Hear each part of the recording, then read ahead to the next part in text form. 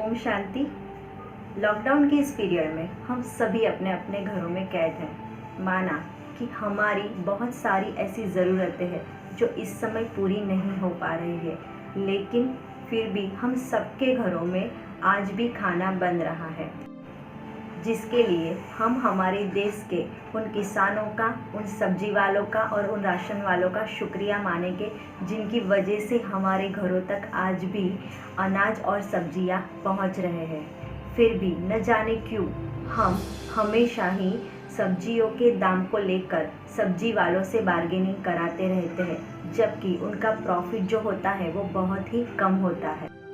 जबकि हम लोग होटल में या रेस्टोरेंट में खाना खाने जाते हैं, तब वही सब्जी का और वही अनाज का कई गुना ज़्यादा दाम देकर आते हैं और ऊपर से टिप भी देकर आते हैं। तब हमें ये खाना बिल्कुल भी महंगा नहीं लगता।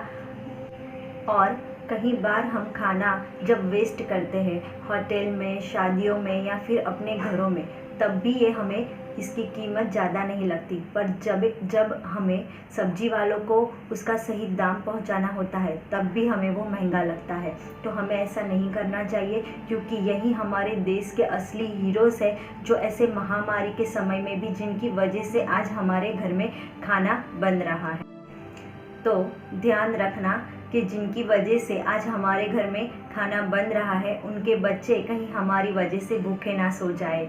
और जो किसान होते हैं, उनके लिए गवर्नमेंट को ऐसी व्यवस्था करनी चाहिए कि किसानों को उनके उगाए गए अनाज या सब्जियों का सही दाम मिल पाए, ताकि हमारे देश के किसानों को भी सुसाइड ना करना पड़े। हर साल कितने ही किसान कहीं और धंधे आदि में अपनी ज़मीनें बेचकर लग जाते हैं। तो अगर ऐसा ही सिलसिला चलता रहा, तो न जाने आने वाले समय में हमारे लिए सब्जी और अनाज कौन उगाएगा।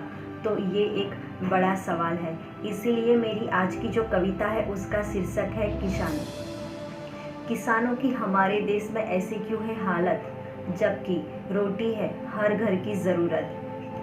क्यों चुकानी पड़ती है किसानों को इसकी कीमत देकर अपनी जान, जब वही उगाता है सबके लिए धान। जब अन्न का एक एक दाना होता है इतना कीमती, तो क्यों जूठा छोड़ता है इंसान खाना थाली में अपनी।